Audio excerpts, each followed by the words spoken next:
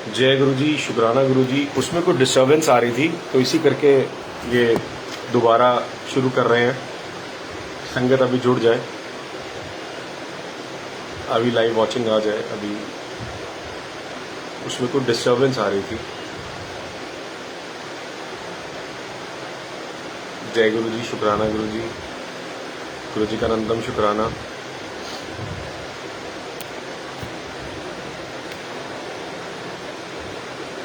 संगत जी अब लाइव आ रहा है, अब क्लियर आ रही है वॉइस।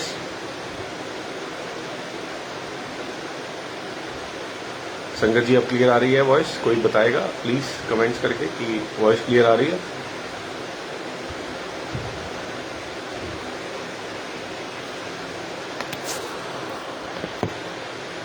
जय गुरु जी, शुक्राना गुरु जी। जी वॉइस क्लियर आ रही है। अब आपको डिस्टरबेंस तो नहीं है वॉइस के अंदर संगत जी? कोई डिस्टरबेंस तो नहीं है वॉइस के अंदर संगत जी?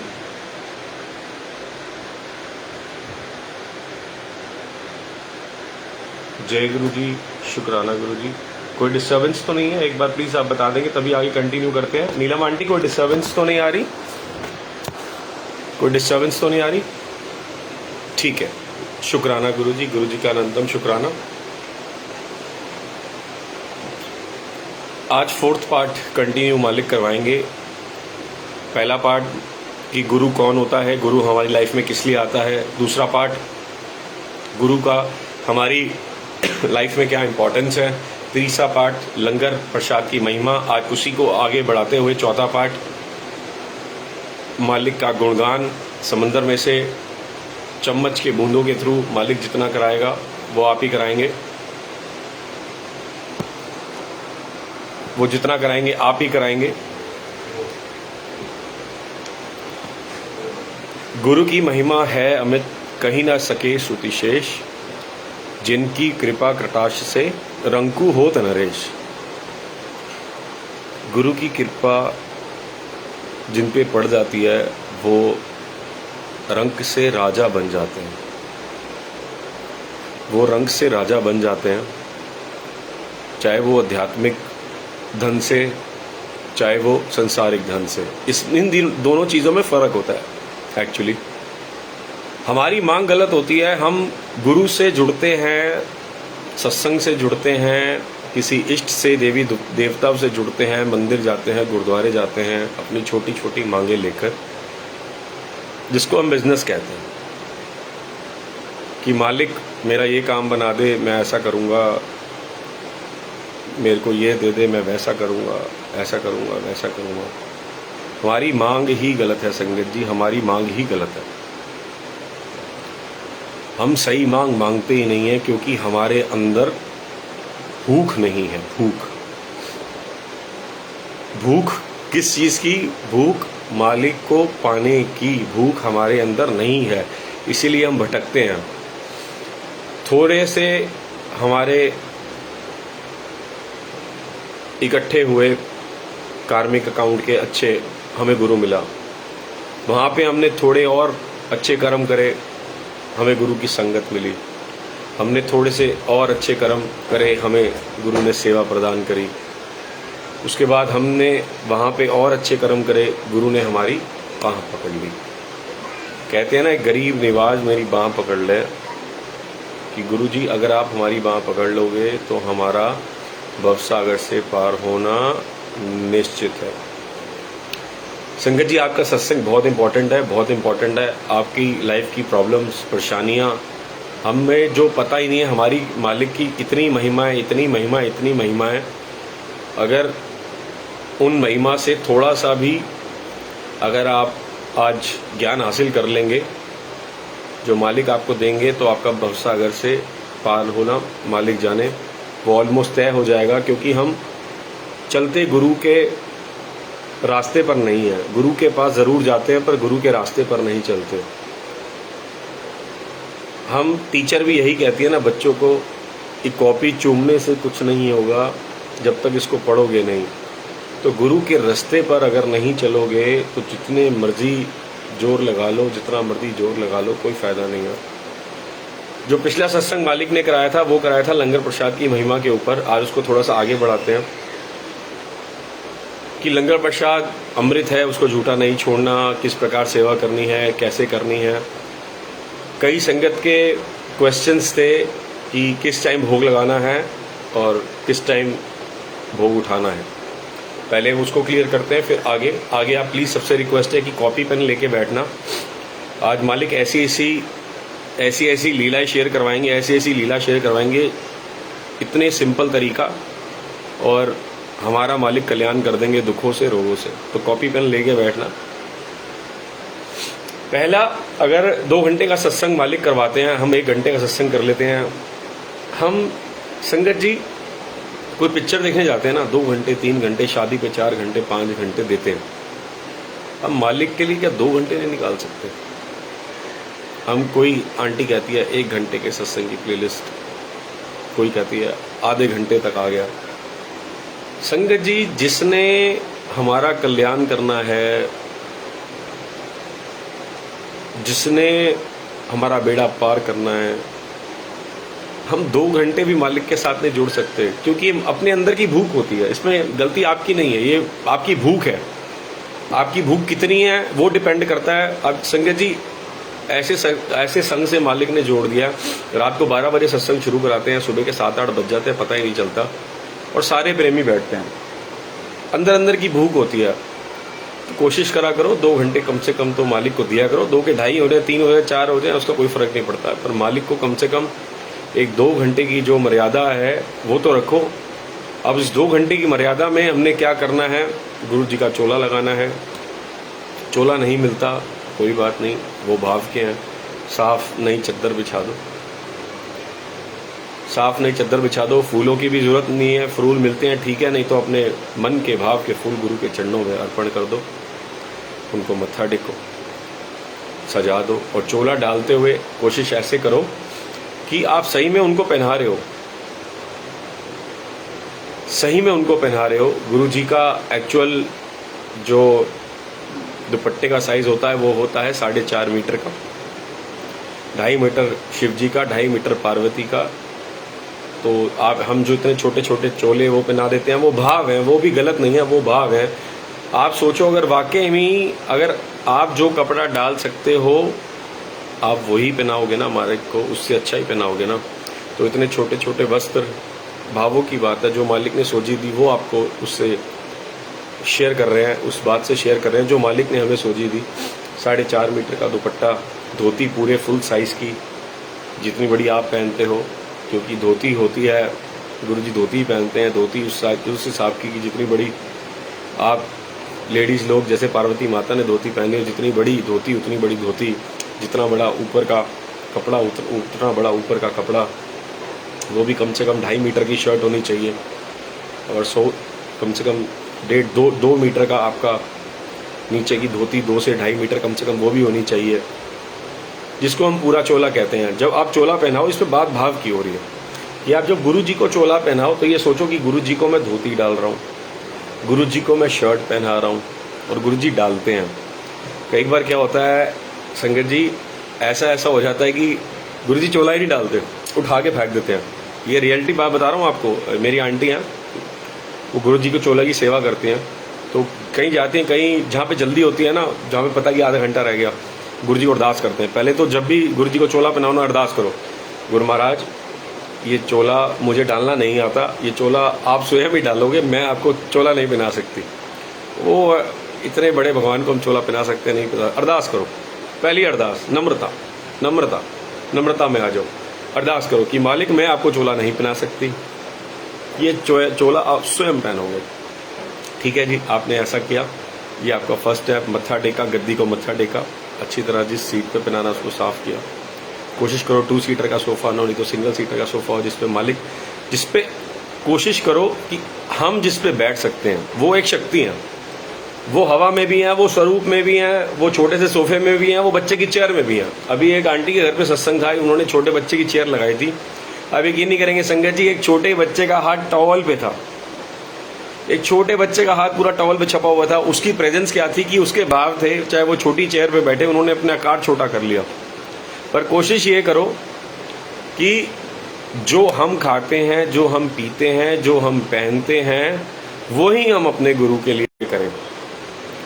जो पहनते हैं, जो हम करते हैं, वो ही हम अपने गुरु के लिए करें। कि चेयर, जैसे इस चेयर पे मैं बैठा हूँ, हाँ इस पे मैं बैठ सकता हूँ, तो गुरु जी भी हाँ जी मुझसे लंबे ही होंगे 1 इंच, तो हाँ जी गुरु महाराज बैठ पाएंगे। जुत्ती हम डाल देते हैं बिना सॉक्स के, इतनी वो जुत्ती चुभती है, पंजाबी जुत्ती इतनी चुभती है कि कोई कहने की बात नहीं। तो उसमें सॉक्स ज़रूर डाला करें, क्योंकि जितने भी महापुरुष होते हैं वो नंगे पैर नहीं होते। ये बात आज बहुत सारी ज्ञान की बातें मालिक ने खिलवाएगा, बड़े ध्यान से सुनना। ये महापुरुषों अपने चरण इसीलिए कवर करके रखते हैं क्योंकि पूरा ब्रह्मांड गुरु के चरणों में है।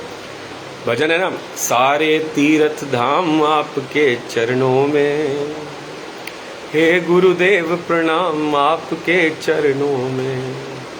और लिखने वाले ने तो ये भी कह दिया है, ब्रह्मा विष्णु महेश भी आपके चरणों में। इसका मतलब ये है कि ब्रह्मा तक, विष्णु तक, महेश तक, उस परमात्मा तक पहुंचने का रास्ता आपके चरणों से होके निकलता है। तो जितने भी महापुरुष देखोगे ना, संत देखोगे, सब ने सॉक्स डाली होंगी, चाहे वो सर्दी हो चाहे वो गर्मी हो।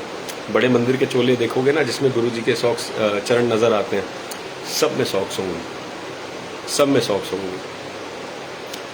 सॉक्स आपने डालनी है जुतियों के साथ। शूज़ लो, जुत्ती लो, आपके ऊपर है। 10 या 11 साइज़ का बड़ा पैर वे गुरु जी एडजस्ट कर लेते हैं, वो भाव के हैं। आपको सिर्फ पैटर्न बताया जा रहा है कि जैसा मैं हूँ, जैसे मैं जूते डालूं, जैसे मैं कपड़े डालूं, मेरे प्रभु उससे अच्छे डालें। वो भाव के, आप कुछ नहीं डालेंगे, चद्दर बिछा देंगे तब भी वो दर्शन देंगे। तो वो तो एक ज्योत है, वो तो एक शक्ति है। वो छोटी बड़ी अपना रूप ले सकते हैं। जैसे हनुमान जी एक छोटे से भी रूप ले सकते हैं, बड़े से भी, तो गुरु जी भी एक शक्ति है। वो छोटा रूप भी ले सकते हैं, वो बड़ा रूप भी ले सकते हैं। पर भाव कहने का भाव पकड़िए, अर्थ पकड़िए कि जो चीज़ मैं कर रहा हूँ वो मैं गुरु जी को पहनाऊँ। जी जैसे मैंने शर्ट पहनी है, तो गुरु जी के लिए भी शर्ट अपनी ऐसी लेके आऊँ 42 साइज़ की, गुरु जी को पहनाऊँ। गुरु जी प्लीज़ आप शर्ट पहनिए, गुरु जी ने आज पैंट पहनी हुई है। ये प्यार का खेल है, ये प्यार की गली है। ये कोई इस बात को जान सकता है, ये तो प्यार का खेल है।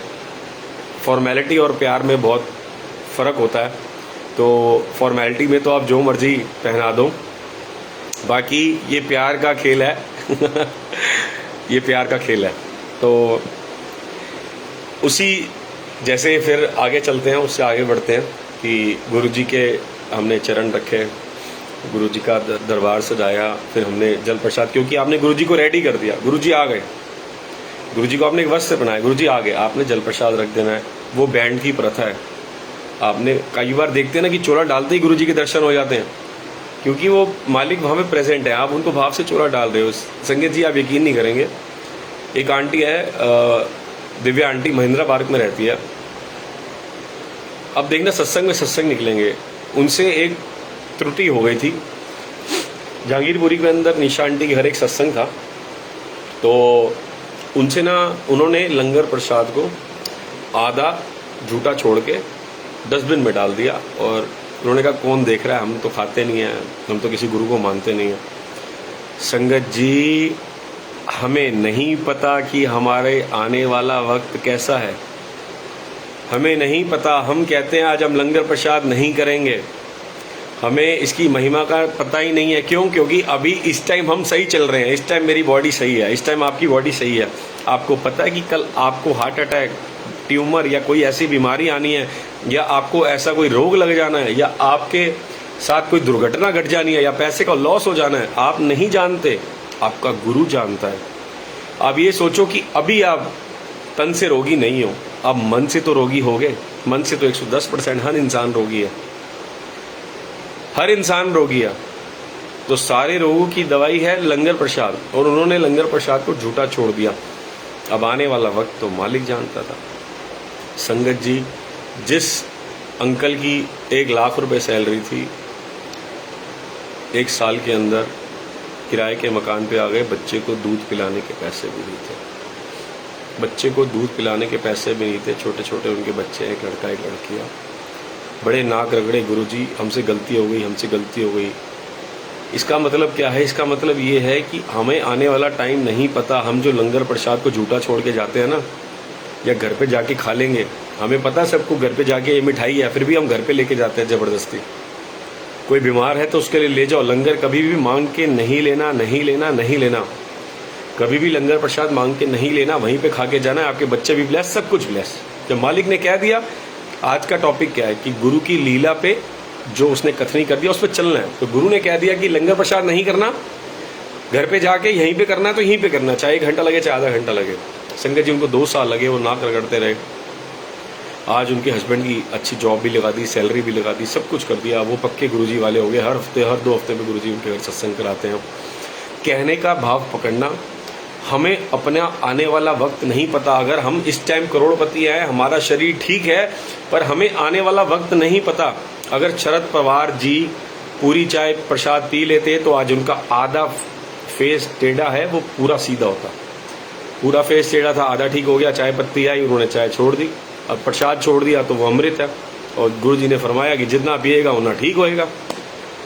इसीलिए कभी मत सोचो कि मैं ठीक हूँ, मैं लंगर प्रसाद कर रहा हूँ तो आने वाला टाइम मेरा सही है। आप नहीं जानते आपका आने वाला टाइम संगत जी कैसा है, वो गुरु जानता है। तो उसने क्या आपको अमृत खिला के आपका क्या क्या ब्लेस करना है, आप वो नहीं जानते। आगे चलते हैं सत्संग के लिए। गुरु जी आए, 5 बजे का टाइम, 5:02, 5 मिनट पे हमने बैंड बजा दिया। गुरु जी आए, विराजमान हुए। हमने सबसे पहली जोत जलाई। अब जोत जलाने का क्या मतलब होता है, परमात्मा तू भी जोत है, गुरु वो भी जोत है और मैं भी जोत हूँ। हम सब जोतों ने इस एक जोत के अंदर समा जाना है। कई लोग 2 जोतें जलाते हैं मंदिर के अंदर गुरु जी के आने पे। ऐसा नहीं करना, चाहे वो माता रानी की हो, चाहे शिव जी की हो, चाहे कृष्ण भगवान की हो, चाहे और कोई गुरु की हो। कई संगत ना 2 जोतें जलाती है, एक मंदिर के अंदर, एक गुरु जी आए तब। पहली बात गांठ बांध लो संगत जी, मुझे नहीं पता सत्संग ने, पहले गुरु जी ने कहा था कि कोई और सत्संग आज करवाना है, पर अब गुरु जी आज क्या क्या सत्संग करा रहे हैं तो बड़ा गहरा, ये किसी को जवाब देना होगा, बड़ा ध्यान से नोट करना कि 2 जोतें नहीं जलानी। दूसरी जोत तो होगी, वो होगी आरती की। गुरु जी के आने पे एक ओंकार पे, ओम नहीं होता, ओंकार होता है। एक ओंकार, एक ओंकार पे, इसका मतलब ये है कि जो सारी शक्तियां वहां पे बैठी हैं, जो परमात्मा की शक्तियां बैठी हैं, वो सब एक ही हैं, उस परमात्मा की शक्ति है। इसको हम एक ओंकार कहते हैं। अब जोत जलाने का मतलब होता है परमात्मा जोत, गुरु जोत, मैं जोत, हम सब ने एक दिन जोत में जोत मिली है ना। जोत में जोत मिली, सबूत थिया राम। एक दिन मैंने भी राम में जोत ही बन जाना है। दूसरा, जोत जलाने का मतलब होता है कि मैंने गुरु जी के नाम की जोत जलाई है तो उनका प्रकट होना लाजमी है। आपने अरदास करनी है कि गुरु जी आपके नाम की जोत जलाई है, ये जोत आपके नाम की जलाई है। हम कभी जाते हैं ना, कभी किसी के नाम की जोत जलाने, किसी के नाम की जोत जलाने, कभी हम पितरों के नाम की जोत जलाते हैं कि दादाजी दादी जी आपके नाम की जोत जलाइए, तो ऐसे हम गुरु के नाम की जोत जलाते हैं, माता रानी के नाम की जोत जलाते हैं। क्यों? क्योंकि आपके नाम की जोत जला दी है। जब जगराता है, जगराता होता है, चौंकी होती है, सबसे पहले जोत प्रचंड की इसलिए होती है कि आ माँ तू प्रकट हो, ये तेरे नाम की जोत जल गई है, अब तेरे को प्रकट होना पड़ेगा। ऐसे ही गुरु जी के सत्संग में जब हम जोत जलाते हैं तो इसका मतलब क्या है, गुरु जी आपके नाम की जोत चल गई है, अब प्लीज़ आप आइए, दर्शन दीजिए, प्रकट होइए।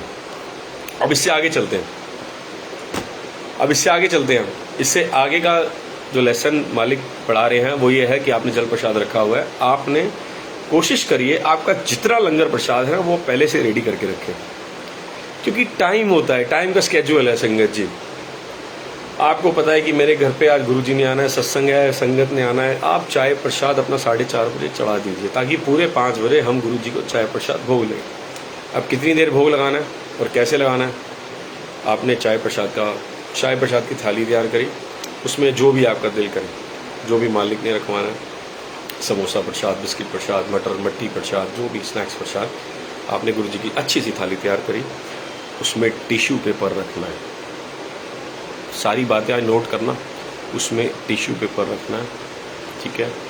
एक सुंदर सी अपने गुरु के लिए, अपने प्रभु के लिए, अपने महाराजा के लिए एक थाली तैयार करी, उसमें टिश्यू पेपर रखा, उसको ढका, जिसको गुरुजी आज्ञा दे, मन से आवाज़ आएगी कि संगत को, इन संगत को भोग लगाना है। हम लेके जा रहे हैं गुरुजी का भोग प्रसाद, रास्ता खाली करा दिया, गुरुजी का भोग प्रसाद रखा, गुरुजी के चरणों में मत्था रखा, और जहाँ पे भोग प्रसाद रखा है वहीं के साइड में बैठ गए गुरुजी की गद्दी में, राइट हैंड साइड पे। गुरुजी की जोत लेफ्ट हैंड साइड पे जलती है, गुरुजी की भोग राइट हैंड साइड पे लगता है, ध्यान देना। गुरु जी का भोग हमेशा राइट हैंड साइड पे लगता है। जोत की जगह नहीं है, वो ऊपर नीचे लेफ्ट राइट कहीं पे भी जहाँ मालिक जगह दे। गुरु जी का भोग हमेशा राइट साइड पे लगेगा। कोशिश करना, हम इतनी बड़ी बड़ी टेबलें लगाते हैं, अब जो भोग की टेबल हो वो भी पूरी हो, हमें बार बार उठाना ना पड़े सामान। अब गुरु जी का भोग जो है वो आराम से गुरु जी बैठ के खाएं ना। एक मैं अगर इस टेबल पे बैठा हूँ तो बिल्कुल मेरे साथ चेयर होनी चाहिए। ऐसे ही गुरु जी अगर इस कुर्सी पे विराजमान है तो बिल्कुल राइट हैंड साइड पे गुरु जी की चेयर होनी चाहिए, टेबल होना चाहिए, उसके बिल्कुल साथ में होना चाहिए। उसके बाद बिल्कुल साथ में आपने भोग प्रसाद रख दिया, मत्था टेकिए, बैठ जाइए, 15 से 20 मिनट की वेट कीजिए। जितनी देर आपको लगती है उतनी देर गुरु जी को लगती है चाय प्रसाद पीने में। 15 मिनट आप गुरु जी के पास बैठ जाइए। थोड़ा सा कपड़ा आपने हटाना है, क्योंकि दो भाव होते हैं, एक भोग लगाना, एक ब्लेस कराना। पिछले थर्ड पार्ट में आपको गुरु जी ने सुनवाया था कि भोग कराना, भोग लगाना और ब्लेस लंगर कराने में फ़र्क है, कि हमें लंगर प्रसाद सारा घर पे बनाना चाहिए। अगर बाय चांस हलवाइयों से मजबूरी में बनवाना पड़ रहा है तो जितना भी गुरु जी का भोग है सेम मेन्यू का वो खुद बनाना चाहिए। अब 15 से 20 मिनट का टाइम आपने गुरु जी के साथ चरणों में बिताना है। जो भोग लगा रहे हैं आप गुरु जी के चरणों में बैठ जाइए। टाइम नोट कर लीजिए, टाइम नोट कर लीजिए। जैसे ही 15 से 20 मिनट हुए आपने मत्था टेकना है, गुरु जी को इजाज़त लेना है। गुरु जी को भूल चूक माफ़, मत्था टेका, भूल चूक माफ़। आपने भोग प्रसाद बड़े प्रेम से उठाया, रास्ता खाली करा दिया, मालिक का अमृत लेते हुए जा रहे हैं। मत्था टेका, आंटी को हैंड ओवर कर दिया। अब आंटी ने क्या करना है, भोग सारा मिक्स नहीं करना, बड़े ध्यान से। भोग सारा मिक्स नहीं करना। क्यों? अगर सारा मिक्स हो जाएगा तो उसको गर्म नहीं कर सकते। और कई बार चाय प्रसाद एस्टिमेट से तो बनती नहीं है, ज़्यादा बन जाती है। अब चाय प्रसाद ज़्यादा बन गई तो संगत जी कई बार दूसरी बार संगत लेती भी नहीं है। ये ब्लेसिंग्स हैं उनकी, उनको लेनी चाहिए। पर क्या होता है कि कई बार अगर जो चाय प्रसाद बच जाती है ना, फिर उसका कोई उपाय नहीं हो पाता। तो इसीलिए सारी मिक्स मत करो। 2 जग ले लो, गुरु जी का भोग वहीं रख दीजिए, उसको थोड़ा थोड़ा मिक्स करिए। एक जग गया, दूसरा जग गया। उससे क्या है, अगर आपका चाय प्रसाद बच भी जाता है तो आप उसको दोबारा गर्म कर सकते हैं। ऐसे ही लंगर प्रसाद के साथ है। लंगर प्रसाद पूरे पतीले में मिक्स नहीं करना। छोटा सा पतीला लीजिए, उसमें भोग मिक्स कर लीजिए, फिर दोबारा डालिए। और भोग ऊपर से मिक्स करना है। ये सेवादार भी बड़े ध्यान से सुन लें। वो कहते हैं कि भोग इसके अंदर चला गया तो इसके अंदर वो डालें। नहीं नहीं नहीं नहीं नहीं, हमेशा गंगा जल हो, भोग हो, कुछ भी हो, वो ऊपर से डाला जाता है। पारस को ऊपर से डाला जाता है सोना करने के लिए। बात को समझना, भोग को ऊपर से मिक्स करा जाता है। तो एक छोटे छोटे पतीले बना ले, उसमें भोग का 1-1 चम्मच डाल दे। उससे बेशक खत्म हो गया एक पतीला, उसमें मिक्स कर दे। नहीं तो गुरु जी की जो भोग की थाली पड़ी है उसमें से 1 चम्मच निकाले, डाल दे। आधा चम्मच वो खत्म हो गया, दूसरी उसको रिफिल किया, फिर उसमें से आधा चम्मच किया। ऐसे करते हैं उसको, तभी वो भोग प्रॉपर बन पाता है। अब बात को समझ गए। भोग में दूसरी चीज मिक्स नहीं होती, भोग को दूसरी चीज में मिक्स करना है। अमृत को आपने दूसरी चीज में मिक्स करना है। समझ गए ना फर्क? अब आप एक बात बताओ, आप जब गंगा जल लेने जाते हो तो घर से क्या पानी की बोतल लेके जाते हो उसमें से मिक्स करने के लिए कि इस पानी में मैं गंगा जल मिक्स कर लूंगी? नहीं ना।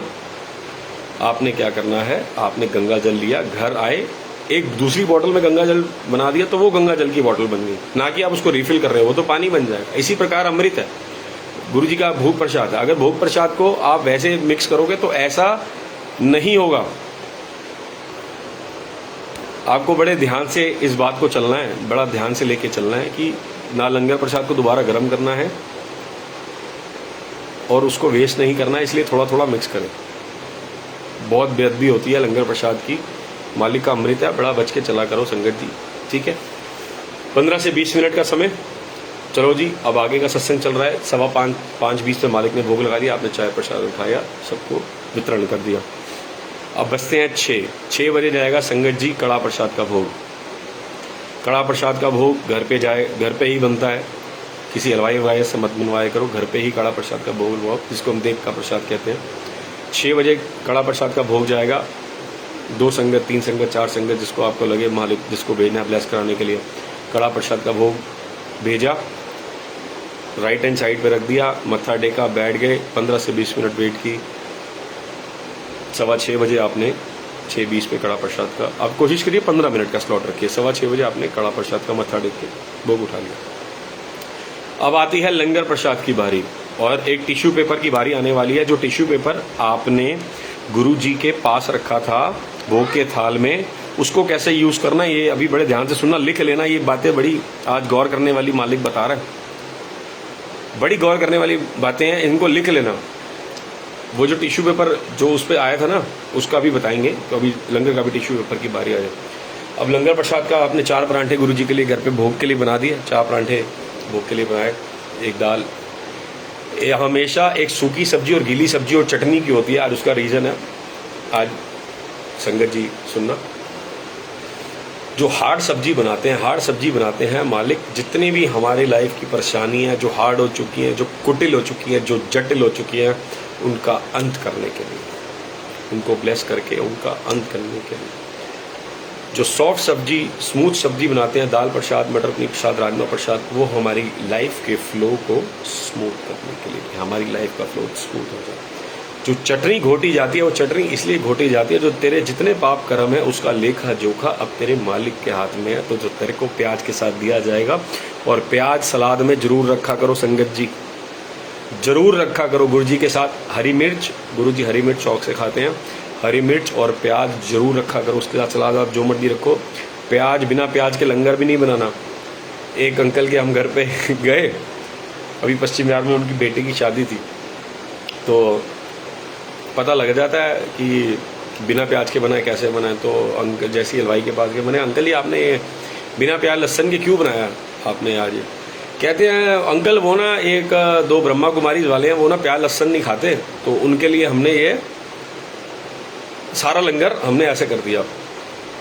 हमने अंकल जी से एक बात पूछी, अंकल जी आप एक बात बताओ, आप अगर वहां जाते हो, आपने बिना प्याज लहसन का खाया, कह रहे ठीक है जी, हाँ मैं खाया।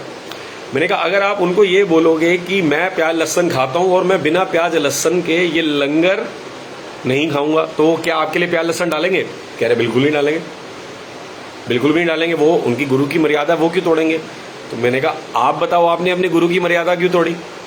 जब नरातों के अंदर भी प्याज लहसन डलता है, जब नरातों के अंदर भी प्याज लहसन डलता है, जब लंगर सारा गुरुद्वारे की तरह बनता है मालिक के दर पे, तो आपने प्याज लहसन क्यों नहीं डलवाया? आपने प्याज लहसन क्यों नहीं डलवाया? कह रहे बात तो आपकी सही है। मैंने कहा हम अपनी मर्यादा अपने लोगों के हिसाब से नहीं चलाते, गुरु की मर्यादा गुरु के हिसाब से चलती है।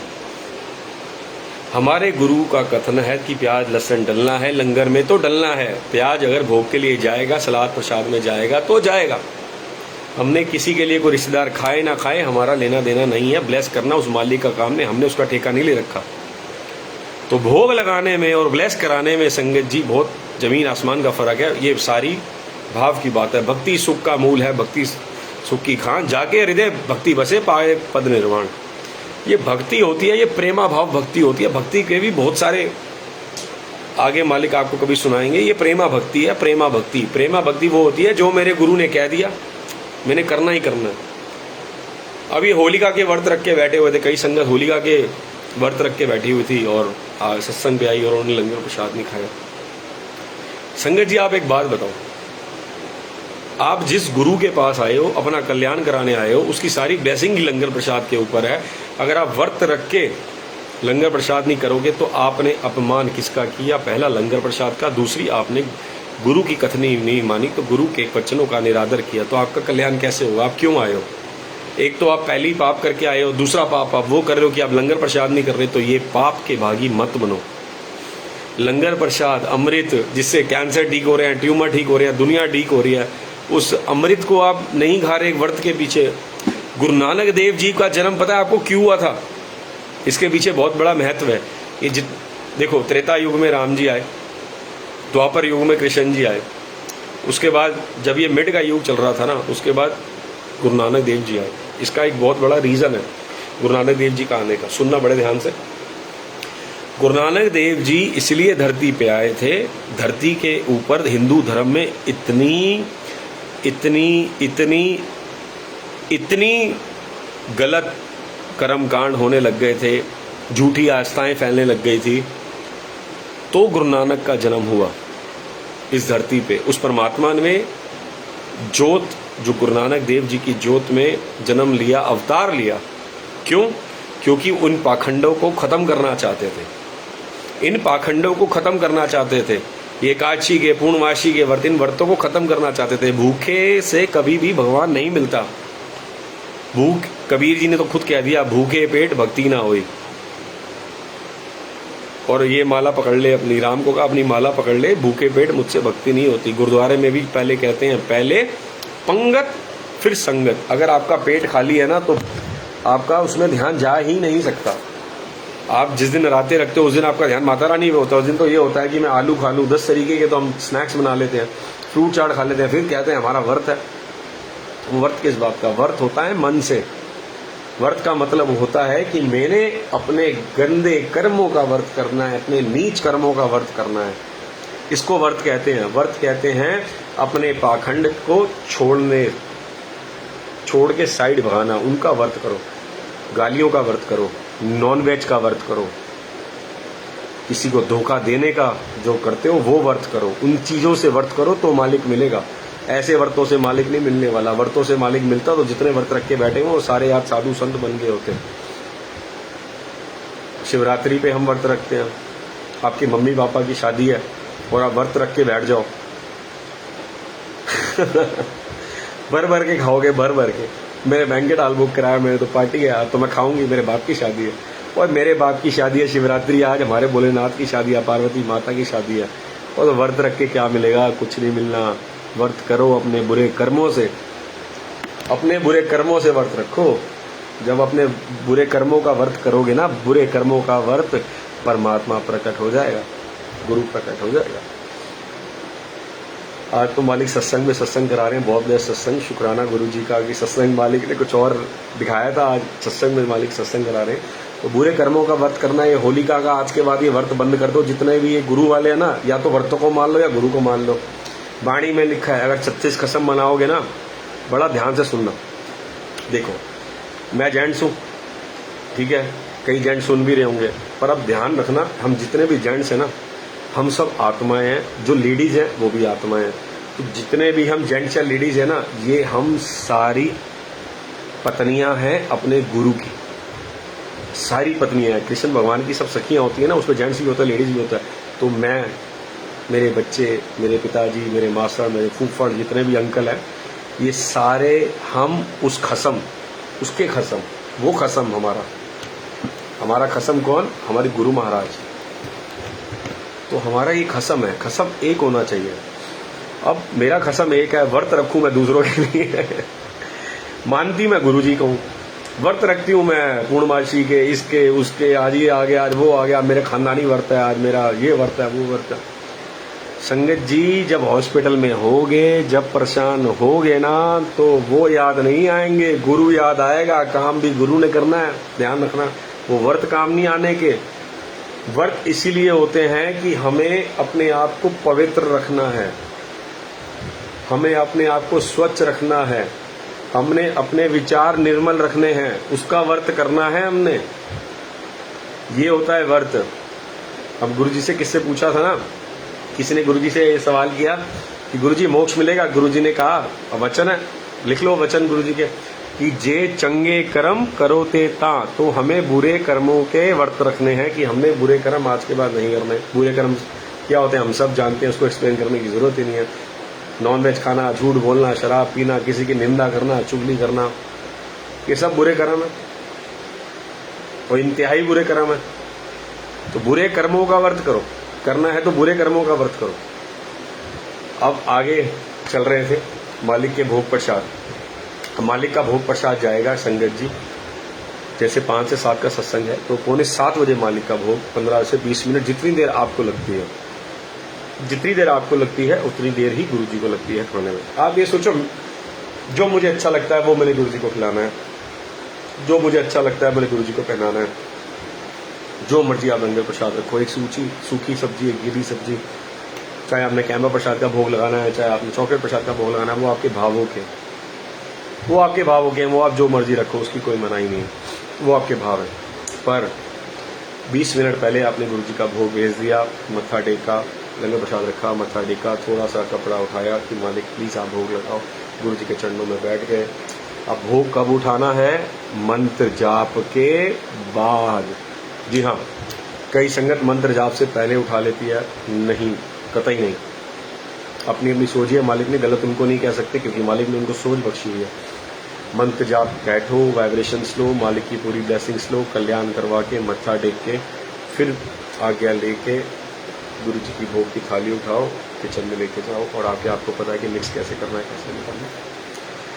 अब बड़े ध्यान से सुनना, गुरु जी ने टिश्यू पेपर रखवाए थे, एक चाय प्रसाद के साथ, एक जो हम भोग प्रसाद लेके गए उसमें गुरु जी ने टिश्यू पेपर रखवाया था। अब उस टिश्यू पेपर का क्या करना है? हम सब गुरुद्वारे जाते हैं, श्री बंगला साहिब गुरुद्वारे, जो कि श्री हरकृष्ण साहिब जी का गुरुद्वारा है। श्री हरकृष्ण ते आइए जिस डिठे सब दुख जाए, श्री हरकृष्ण ते आइए जिस डिठे सब दुख जाए। श्री हरकृष्ण जी को त्याने से सब दुख चले जाते हैं। एक छोटी सी उम्र में 5 साल की, 4 साल की, सोचो 4 साल का 5 साल का बच्चा क्या होता है। तो इससे ज्ञान मिलता है, क्या ज्ञान मिलता है कि कोई भी ज्ञान की सीमा नहीं होती। तो कोई भी एक छोटी, चाहे 17 साल की आंटी सत्संग करे या 11 साल का अंकल सत्संग करे या 9 साल का बच्चा सत्संग करे, अगर आपको प्यास लगी है ना संगत जी, आप किसी के घर जाते हो, अगर आपको प्यास लगी है ना, आप कभी भी ये नहीं पूछते ये बिस्लेरी का पानी है, किनले का पानी है। अगर आपको प्यास लगी है तो, अगर आपको प्यास नहीं लगी फिर आप पूछते हो आंटी आपके घर में आरओ लगा हुआ है? मैं तो किनले का पानी पीता हूँ, मैं तो बिस्लेरी का पानी पीता हूँ। आपको प्यास नहीं लगी। अगर आपको प्यास लगी है, आपने गिलास उठाया, आपने पी लिया, गिलास साफ है गंदा है आप बाद में देखोगे, किस नलके से पानी पी रहे हो वो आप बाद में देखोगे। अगर गुरु को पाने की भूख लगी है ना, गुरु से मिलने की भूख लगी है ना, तो ये कभी नहीं सोचोगे ये बच्चा छोटा है, ये बच्चा बड़ा है, ये आंटी छोटी है, बुजुर्ग है, इसने मेकअप किया, ये विदाउट मेकअप है, ये कैसी है। आप उसके पहनावे पे, उसकी शक्ल पे, उसकी उम्र में नहीं जाओगे। अगर आपको प्यास लगी है, अगर प्यास नहीं लगी फिर तो बोतल ऐसी है, नलका ऐसा है, अंकल ऐसे, आंटी ऐसी, क्योंकि आपको प्यास ही नहीं लगी। अगर आपको प्यास लगी है, अगर आपको प्यास लगी है मालिक से मिलने की, मालिक के सत्संग की, मालिक से मिलने की भूख है, फिर आप कभी भी जिंदगी में ये नहीं देखोगे ये बच्चा छोटा है, बड़ा है, उससे बड़ा है, उससे छोटा है। श्री हरकृष्ण से आई है जिस डिठे सब दुख जाए। श्री हरकृष्ण साहिब जी जब गद्दी पे विराजमान थे तो एक पंडित आया, पंडित ने चालाकी दिखाई कि आपने अपना नाम तो हरकृष्ण रख दिया है, अगर आप गीता का सार करके बताओ तो मैं आपको गुरु मानूं। तो गुरु जी ने कहा कि आप एक काम करो, आप किसी को भी लेके आ जाओ, अगर मैं करूंगा तो तुम सोचोगे कि मैंने पढ़ के कर दिया। तुम एक काम करो, तुम किसी को भी पढ़ के ले आओ, तुम पकड़ के ले आओ और मैं उससे करवा दूंगा। अब उस पंडित ने क्या चालाकी करी संगत जी, वो चज्जू जीवर था, एक चज्जू जीवर जो गूंगा था और पागल था, जो गूंगा था और पागल था, ना सुन सकता था ना बोल सकता था, वो पागल की अवस्था थी उसकी, वो उनको पकड़ के ले गए। अब मालिक परमात्मा रूप श्री हरकृष्ण साहिब जी उनके सामने ले आया, वो छोटी बाल अवस्था में 5 साल की अवस्था उनके सामने ले आए। अब संगत जी उन्होंने क्या किया, अब इससे शिक्षा क्या मिलती है, शिक्षा लेना, ये सत्संग शिक्षा का। उन्होंने छड़ी ली, बाला प्रीतम ने, उनको बाला प्रीतम कहते हैं, उन्होंने छड़ी ली, उसके सर पे रख दी और वो गीता के सार बोलने लग गया। संगत जी, एक पागल गूंगा गीता के सार बोलने लग गया। बाला प्रीतम ने अपनी छड़ी उसके सर पे रखी, तो जिसके सर पर तू स्वामी, जिसके सर पर गुरु हाथ रख देता है ना, तो वो बोलता जाता है, बोलता जाता है, बोलता जाता है, वो कुछ भी जो मालिक उससे बुलवाएगा। तो इसीलिए कोई भी सत्संग करे तो उसकी उम्र की सीमा आपने नहीं देखनी, वो अच्छा है, बुरा है, मेरे जैसा गंदा है, आपने नहीं देखना। जो ज्ञान मिल रहा है ना, आपने बस वो ले लेना। मैं नल का गंदा हूं, मैं नल का अच्छा हूं, मेरे मुंह कैंट आरओ का है या दूसरे आरओ का है या एक्वागार्ड का है या एमसीडी के नलके का है, अगर आपको प्यास लगी है तो अब इससे पानी पी जाओगे, क्यों मालिक आपको पिलाना चाहता है। दूसरा सत्संग, वो रास्ते से श्री हरकृष्ण साहिब जी जा रहे थे, उनकी पालकी किसी ने रोकी, वो कौड़ी था, वो कौड़ी था और वो जानता था मालिक के बारे में, श्री गुरु हरकृष्ण जी के बारे में जानता था। उसने जबरदस्ती पालकी रोकी और कहा कि मेरे आप सारे रोग दूर करो, कष्ट दूर करो। अब गुरुजी ने क्या किया, गुरुजी ने अपना जो रुमाल है ना, जिससे वो मुंह पोंछते थे, हाथ पोंछते थे, वो रुमाल उसको दे दिया और उसको कहा कि तू ये अपना इससे पिंडा पूज ले। पिंडा कहते हैं पंजाबी में बदन, तू इससे अपना बदन पूछ ले। संगत जी, बंगला साहब गुरुद्वारे चले जाना, सारी चीजें यहाँ बखान करी हुई हैं, रियलिटी की बात है। जैसे जैसे जैसे जैसे उस कोड़ी ने गुरुजी का रुमाल मलना शुरू किया शरीर पे, उसके वैसे ही सारे के सारे कष्ट, रोग, कोड़ सब दूर हो गए। सिर्फ गुरुजी का रुमाल जो गुरुजी ने उनको दिया था। तो बोलो जय गुरुजी, सारे शुक्राना गुरुजी। अब सोचो कि अगर गुरु महाराज का हाथ लगा रुमाल हमारा कोड़ दूर कर सकता है, तो जो गुरु जी ने लंगर प्रसाद किया था, अब उस हैंकी का महत्व समझ आया आपको? अब उस हैंकी का महत्व समझ आया कि गुरु जी ने जो भोग लगाया था, गुरु जी ने जो भोग लगाया था, जो उसमें टिश्यू पेपर था, वो आपने फेंकना नहीं है। उसमें से संगत में से कोई बीमार है, उनके घर में कोई बीमार है, आप उस टिश्यू पेपर को लो, सर से लगाओ, रख लो। नहीं तो जहाँ पे आपको दिक्कत है ना, आपको यहाँ दिक्कत है, वहाँ दिक्कत है, कहीं पे भी दिक्कत है, आप उसको अच्छी तरह रब करो। उस टिश्यू पेपर को रब करो, वो बिल्कुल जब वो घिस जाएगा ना, तब उसको आप डस्टबिन में थ्रो करो। उस टिश्यू पेपर को बिल्कुल आप घिसो जहाँ पे आपको प्रॉब्लम है। श्री हरकृष्ण जी का एक रुमाल कोड़ी का कोड़ दूर कर सकता है। ये प्रैक्टिकल है, लिख लेना। जितने भी आपके रोग हैं, गुरु जी को भोग लगाते हो, जो टिश्यू पेपर होता है, उस टिश्यू पेपर से यहाँ पे प्रॉब्लम है, उसको मसलो, वो देखो कैसे ठीक नहीं होते। आज ये गुरु जी की एक महिमा। अब गुरु जी की दूसरी महिमा सुनो। अब आपने भोग उठाया, टिश्यू पेपर ले गए, मालिक को अरदास करी, आगे का सत्संग जैसे मालिक आपसे कराना चाहें सत्संग शेयर करें। जो मालिक की एक प्रतिमा चलती आ रही है, जो मालिक की एक रूल चलता आ रहा है कि हमारा सत्संग करना उसके बाद बहुत ज़रूरी है, क्योंकि मालिक की उस्तक सत्संग से ज़्यादा पावरफुल होती है, गुरु की उस्तक उनसे ज़्यादा पावरफुल होती है। फिर हमें उसके बाद सत्संग शेयर करना है, मालिक को मत्था टेकते हुए जाना है कि मालिक साढ़े गुना बख्शो। अब बड़ा कॉपी पेन लेके बैठना संगत जी। जैसे आज टिश्यू पेपर का सत्संग मालिक ने करवाया, लंगर प्रसाद का सत्संग मालिक ने करवाया, हम सबके घर में गुरु जी के स्वरूप होंगे। सबके घर में गुरु जी के स्वरूप हैं। जिनके घर पे नहीं है वो ले लेना। अब ये जिनके प्रॉब्लम्स रहती है ना, प्रॉब्लम्स, बीमारियां रहती है ना, ये उनके लिए है, बड़ा ध्यान देना। जिनके घर पे गुरु जी के स्वरूप है ना, बड़ा ध्यान से सुनना। चंदन का तिलक लेना है। चंदन का तिलक, हरि दर्शन का तिलक आता है 30 रुपए का, 60 रुपए का। हरि दर्शन का तिलक लेना है। नहाना है, धोना है, नहा धो के जितने भी स्वरूप हैं घर के, जितने भी स्वरूप हैं घर के, डेली साफ करने हैं। और मंदिर है, मंदिर भी डेली साफ करना है। कई घरों में जाते हैं, देखते हैं ना कि भगवान देख के पता चलता है कि उसका भगत कैसा होगा। कई जाते हैं ना, जिनके स्वरूप बोल रहे होते हैं, जिनके घर में भगवानों की मूर्तियां चमक रही होती हैं, वो कहते हैं हाँ ये भाव वाले हैं। क्यों? क्योंकि ये मालिक की सेवा करते हैं। कईयों के घर पे जाओ संगत जी, इतनी इतनी मिट्टी होती है, इतनी इतनी स्वरूपों के अंदर मिट्टी होती है, दरबार के अंदर, मंदिर के अंदर मिट्टी होती है। अपने आप को चमकाने में लगे जाते, प्रभु को क्या चमकाओगे, क्योंकि भाव ही नहीं है। डेली के डेली स्वरूप साफ करने हैं, डेली के डेली स्वरूप साफ करने हैं, डेली के डेली पूरा का पूरा मंदिर साफ करना है। उसके बाद चंदन तिलक लिया, गुरु जी को लगाया। अब गुरु जी के मस्तक पे चंदन तिलक लगाया, सब सारे चंदन तिलक लगा लिए। तो जहाँ पे आपको प्रॉब्लम है, ये उंगली होती है चंदन तिलक लगाने की, ये छोटी उंगली के साथ जो ये उंगली होती है, इसको कहते हैं तिलक की उंगली। इस उंगली से तिलक करते हैं हम।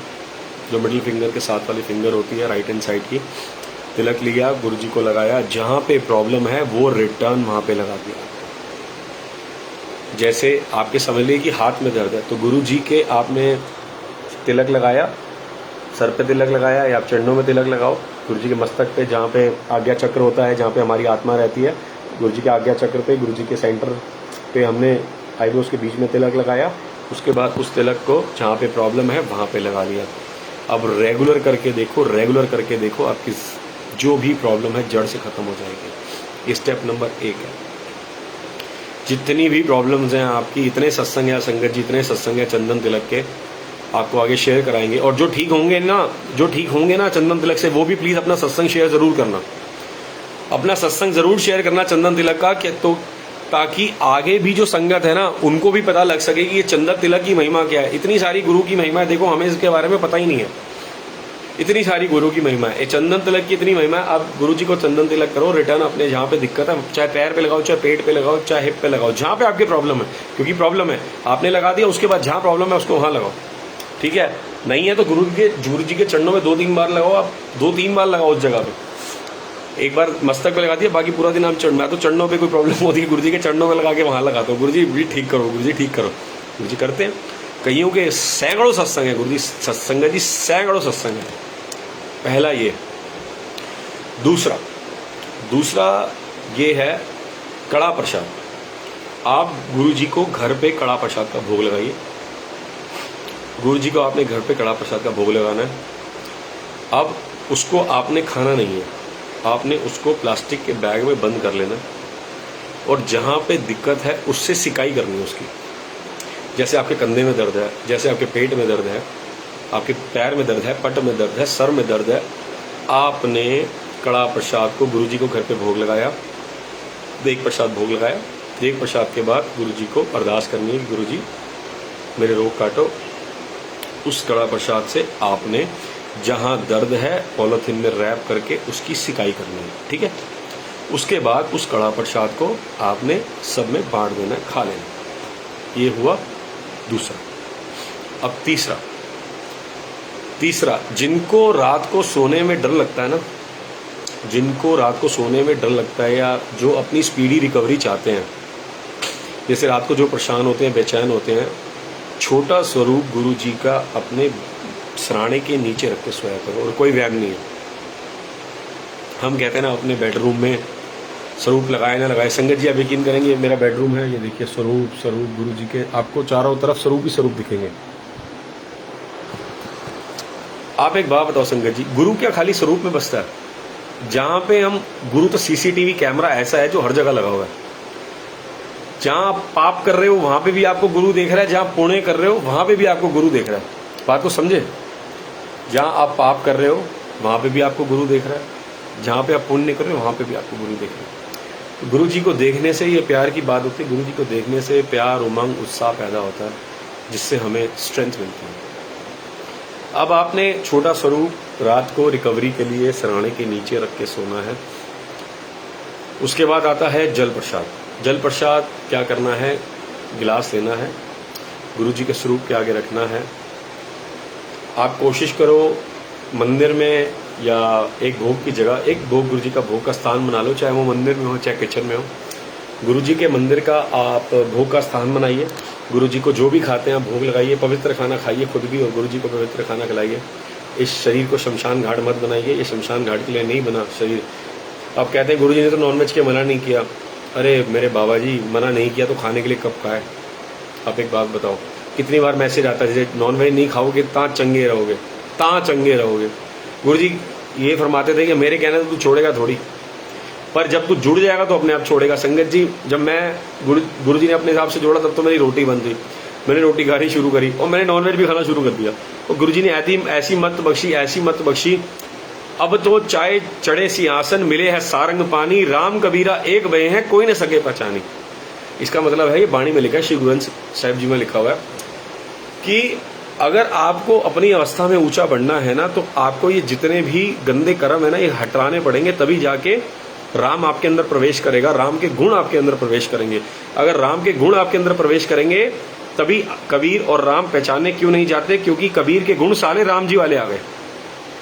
अगर अपने आप को, अगर आप खुद के अंदर गुरु प्रकट करना चाहते हो, जो कि हमारे हृदय में रहते हैं, भगवान भोलेनाथ हमारे हृदय में रहते हैं, अगर आप उनको देखना चाहते हो, क्योंकि रब के अंदर वसदा है, अगर आप उनको देखना चाहते हो तो ये नेगेटिविटियाँ, अपने गंदे कर्म खत्म करने पड़ेंगे। क्योंकि जितना कबीर जी ने अपने आप को मिटाया, उतने राम प्रकट हो गए। 100% मिटाया, 100% प्रकट हो गए। इतना ही आप है। अगर आप 10% साफ हो, 10% परमात्मा नजर आएगा। 50% साफ हो, 50% परमात्मा नजर आएगा। इसीलिए अब तो चाहे चढ़े सी आसन मिले हैं सारंग पानी, राम कबीरा एक भई है कोई न सके पहचानी। कि राम कबीर एक हो गया, मुझे पहचान में नहीं आ रहे कौन है और कौन कबीर कौन राम, क्योंकि राम से बड़ा राम का नाम। जब राम का नाम जप के मेरी नेगेटिविटी दूर हो गई, उसके बाद मैंने राम का नाम जपा तो राम जी मेरे अंदर प्रोड्यूस हो गए। बात को समझो। गुरु जी को भोग की बात चल रही है कि गुरु जी को भोग लगाना है, ब्लेस कराना है, ब्लेस करा के लंगर खाया करो। गुरु जी को भोग लग गया, फिर गुरु जी से ब्लेस हो गया, वो आप खाया करो। सारा जिनको प्रॉब्लम्स है, जिनको प्रेम है ना, जो भी खाते हो गुरु जी को पहले ब्लेस करा के भोग लगा के खाया करो। उसके बाद जल प्रसाद की महिमा आप जानते हो कि जल प्रसाद हमने गुरु जी के पास रखना है। वो पूरा गिलास खाली करना है। वो पूरा गिलास खाली किया, फिर उसको हमने रिफिल कर दिया। फिर हमने उसको रिफिल कर दिया, उसके अंदर भरना नहीं है। उसको खत्म किया, पूरा मांझा, धोया, क्योंकि गुरु जी ने पी लिया, बर्तन तो दोबारा धोया, फिर रिफिल कर दिया। दिन में 3-4 बार ऐसे। जिनको प्रॉब्लम्स है ना, वो तो पानी ही अमृत से पिए। जिनको लगी प्यास अमृत से ही खाएं। वाणी में लिखा है कि जिनको लगी प्यास वो अमृत से ही खाएं। जिनको प्यास है वो प्रभु के नाम से ही खाते हैं। जिनको प्यास है ना, वो पिए ही गुरु का अमृत। प्रैक्टिकली भी और विजुअली भी गुरु का अमृत ही पिए। उसके बाद आता है सबसे बड़ा उपाय है मालिक नेगेटिविटी दूर करने का, लोटा, तांबे का लोटा। हम सब जानते हैं तांबे के लोटे के बारे में। थोड़ा सा तांबे के लोटे के बारे में आज हम मालिक बताएं, सबको जान लेते हैं। तांबे का लोटा लेना है संगत जी, और देख लेना उसके अंदर, उसके ऊपर ढक्कन भी होना चाहिए, कम से कम ये साइज हो तांबे के लोटे का, और उसमें डेंट नहीं होना चाहिए कोई भी, ना वो किसी के पैसे का दिया हो, आपके खुद के पैसे का खरीदा हो। खुद लेके आओ। अगर बड़े मंदिर से ब्लेस करा लो, नहीं होता गुरु जी के चरणों के साथ रख दो एक रात में, ठीक है। उसको वो ब्लेस हो जाएगा। गुरु जी के चरणों के साथ लगा के रखो, और उसके ऊपर ना लक्कड़ के ऊपर रखना, जमीन के ऊपर नहीं रखना। मंदिर है, यहाँ पे स्टैंड बना लो लक्कड़ का, लक्कड़ के ऊपर रखो। नहीं है किचन में गुरु जी का स्वरूप रखो, एक छोटी चौंकी आती है लक्कड़ की, वो ले लो, उसके ऊपर लोटा रखो। अब उसको आपने ना सरफ से मांजना है, ना विम से मांजना है, ना जूने से मांजना है। उसको मांजना है नींबू से, नमक से और हाथ से, ठीक है। ना कभी उस पर पीताम्बरी लगानी है, ना भी कभी उस पर नमक लगाना, ना कभी विम लगाना है, ना सरफ लगाना है। सिर्फ और सिर्फ नींबू, नमक और पानी से धोना है। डेली धोना है, डेली मांजना है। आप देख लो जितना आपके, जिस दिन आपको प्रॉब्लम होगी ना, उतना ही वो अगले दिन काला होगा। देख लेना, कभी भी हमारे साथ होता है, प्रैक्टिकल है। जितना भी आप उसको मांजोगे ना, और जितनी प्रॉब्लम्स होगी वो उतना ही काला होगा, और फिर अगले दिन चमक जाएगा। जिस दिन कोई प्रॉब्लम नहीं हो उस दिन चमक रहा होगा। देख लेना, प्रैक्टिकल है। उसको आपने रखना है पूरी रात भर गुरु जी के चरणों में, लक्कड़ के ऊपर। फिर आपने सुबह खाली पेट उठते ही आधा पी लेना है, और नहाते हुए वो आधा आपने नहा लेना है। चाहे वो स्टील के गिलास में, किसी में भी, कोई फर्क नहीं पड़ता। स्टील के गिलास में पलटा, पी लिया, आधा बच गया। फिर आप स्टील का गिलास लेके आए, फिर पलटा, आपने पी लिया, वो खाली हो गया। उसको रिफिल करके गुरु जी के पास रख दो, वो फिर अमृत बन जाएगा। रात को जब धो, फिर वो अमृत प्रसाद फिर पी लो, वो जल प्रसाद आप फिर पी लो। तो ये लोटे की महिमा आज मालिक ने आपको बहुत सारी महिमा बताई। टिश्यू पेपर की जो सत्संग में होता है, चंदन तिलक की। और सबसे रिक्वेस्ट है, जिनके भी इससे काम बनेंगे ना, जिनकी भी प्रॉब्लम्स दूर होंगी, सब शेयर करना फेसबुक पे। गुरु जी का सिमरन पेज है, नहीं तो मैसेंजर पे शेयर करना। और ये यूट्यूब पे सत्संग डलता है, तो यूट्यूब पे इसके आज ये 4th पार्ट है। जो जिसने पहले पार्ट नहीं देखे, वो गुरु जी का सिमरन पेज है फेसबुक पे या यूट्यूब पे। ब्लेसिंग ए सत्संग एक नाम का एक चैनल है, उस पर भी डला हुआ है। कुसुम यादव आंटी, उन्होंने भी सत्संग शेयर किए हुए हैं। तो आज ये 4th पार्ट है। और बाकी जिनका काम बनेगा ना, जिनकी प्रॉब्लम दूर होंगी, वो अपना सत्संग जरूर शेयर करना। और 110% होगा, 110%। ऐसी कितनी सारी संगत के साथ हो चुका है। Miracles of Guru ji, स्वातिपुरी aunty बहुत करती हैं शेयर। बहुत अनंतम शुक्राना है गुरु जी का। इतनी छोटी छोटी, आप सोचो कि इतना अथाह ज्ञान का समंदर हमारे गुरु जी, एक छोटी छोटी चीजों से हमारी कैसी बीमारियां दूर करते हैं जो हमें पता ही नहीं है। अब जो पता लग रही हैं, उनका जब ये कल्याण होगा तो वो सत्संग भी करना, छोटा सा, चाहे 10 संगत का, ताकि मालिक का शुक्राना हो सके। अगर सत्संग नहीं कर सकते, कड़ा प्रसाद का भोग लगाना, जब आपकी ब्लेसिंग्स पूरी हो जाएंगी। गुरु जी को कड़ा प्रसाद का भोग लगाना, उनका शुक्राना करना। और जो संगत सत्संग कर सकती है वो सत्संग करना, और अपना ये सत्संग उनको शेयर करना, ताकि ये आगे जा सके, ताकि ये सत्संग आगे जा सके और औरों का भी भला हो सके। नानक नाम चढ़दी कला तेरे पाने सर्वत दा भला। तो हमने सर्वत का भला करना है, सबका भला करना है इसके थ्रू। चंदन तिलक के थ्रू, लोटे के थ्रू, स्वरूप रख के, टिश्यू पेपर के, गुरु जी के टिश्यू पेपर, जल प्रसाद। तो इस चीज़ का बहुत ध्यान रखें। अब इजाज़त लेते हैं गुरु जी। जय गुरु जी, शुक्राना गुरु जी, अनंतम शुक्राना। बाकी अगली बार सबसे मालिक इस दास से सेवा करवाएंगे। बहुत बहुत शुक्राना। जय गुरु जी, शुक्राना गुरु जी।